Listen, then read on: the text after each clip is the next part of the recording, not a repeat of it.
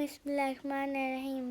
السلام علیکم محترم ناظرین و کرام، امید کرتی ہوں آپ سب خیریت سے ہوں گے۔ میری دعا ہے پروردگار عالم بحق 14 معصومین علیہ السلام آپ سب کو اپنی حفظ و امان میں رکھے، آمین۔ چلیے دیکھتے ہیں آج مولانا صاحب کیا بیان فرماتے ہیں۔ امام رضا فرماتے ہیں کہ تم ہمارے کلام کو لوگوں تک پہنچا دو، ہم جانیں اور لوگ جانیں۔ اور یہی امام فرماتے ہیں کہ مجھے مشہد سے بڑی محبت ہے، ویسے تو ہر حرم سے محبت ہے، لیکن مشہد کی ہوا کچھ الگ ہی ہے۔ ویسے امام فرماتے ہیں کہ تم اللہ کی طرف سے، کہ تم اگر اللہ کے کم دیے ہوئے پر راضی ہو جاؤ تو خدا تمہارے کم عمل کو بھی قبول کر لے گا۔ یہ انسان خوب طلب تڑپ ضروری ہے جانے محترم۔ ایک عالم دین جن کو اللہ نے توفیق دی ہوئی تھی کہ وہ حرم میں سحر کی اور فجر کی نماز پڑھا کرتے، 2 گھنٹے کہتے ہیں کہ تہجد پڑھا کرتے تھے، 2 گھنٹے تہجد۔ خدا ہمیں بھی جو ہے وہ اس سحر میں خدا کلام کرنے کا رزق عطا فرمائے۔ تہجد پڑھا کرتے تھے، بیمار ہو گئے، مریض ہو گئے، شدید مریض ہو گئے، ہاسپٹل چلے گئے۔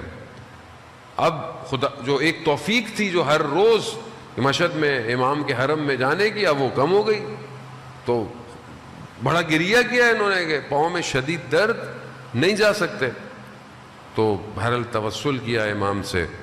بیداری میں یا سوتے میں آیت اللہ شمس الدین آغا ہاشمی نژاد سے اس واقعے کو بیان کرتے ہیں، کہتے ہیں کہ انہوں نے دیکھا کہ ایک باغ ہے اور باغ میں امام رضا علیہ السلام بیٹھے ہوئے ہیں اور باغ میں خوبصورت پھول ہیں۔ انہوں نے ایک پھول توڑا اور مجھے دیا اور پھر اپنے ہاتھ کو میرے ٹانگ پر جو ہے وہ لگایا۔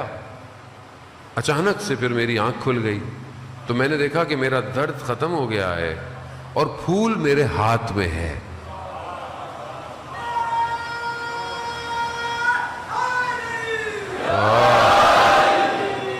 خدا ہم سب کو مشہد مقدس اور قم المقدسہ کی زیارت نصیب فرمائے۔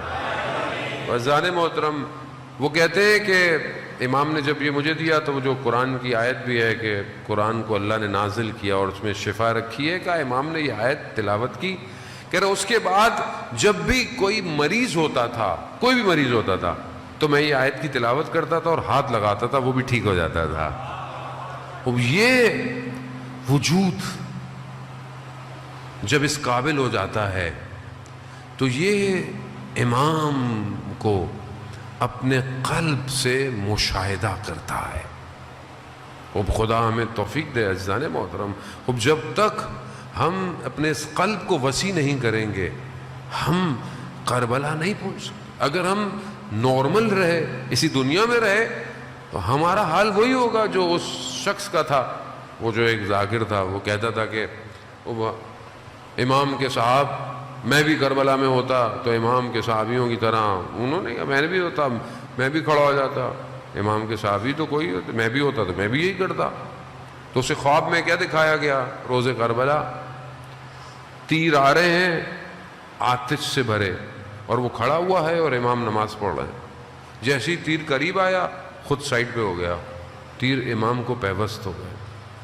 چند تیر امام کو لگے، ابھی شرمندہ ہے۔ امام نے کہا کہ آئندہ کبھی یہ نہیں کہنا کہ میرے صحابیوں جیسے، میرے صحابیوں جیسا کوئی نہیں ہو سکتا۔ یہ کربلا آسان نہیں ہے، توحید کی وادی میں آنا کربلا ہے، اور اس کے لیے ضروری ہے کہ انسان پہلے اپنی خواہشات سے، اور خواہشات انسان خود جو ایک سسٹم ہے انسان کا اپنا، وہ اس کو بھی آپ بغیر علم کے سولف نہیں کر سکتے۔ آپ کو پتہ ہونا چاہیے کہ انسان کے ظاہر میں جو بیماریاں ہیں، اسی طرح انسان کے باطن میں بھی بیماریاں ہیں، انسان کے باطن کے اندر بھی۔ کہ اب آج جو ویسٹرن علم ہے یا ویسٹرن ایک تھیوری ہے، وہ انسان کے باطن کی طرف متوجہ نہیں ہے، وہ صرف ظاہر ہے۔ آپ اچھا پڑھ لیں، اچھا بزنس، اچھی شاپ، اچھا گھر، اچھی گاڑی، اچھے کپڑے، اچھے جوتے، اچھا سب کچھ۔ قرآن بھی یہ کہہ رہا ہے کہ جو دنیا طلب کرتے ہیں ہم انہیں سب کچھ دنیا میں ہی دے دیتے ہیں، مگر آخرت میں ان کے لیے کچھ نہیں ہے سوائے جنت، جہنم کی آگ کے۔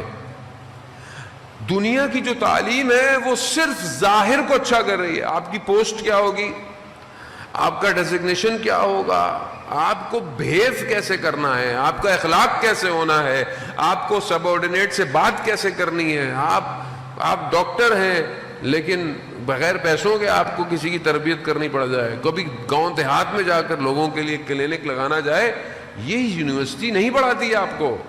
دنیا صرف آپ کے ظاہر کو بہتر کر رہی ہے، مگر یہ الہی یونیورسٹی ہے، یہ امام حسین کی یونیورسٹی ہے جو آپ کے باطن کو بہتر کر رہی ہے۔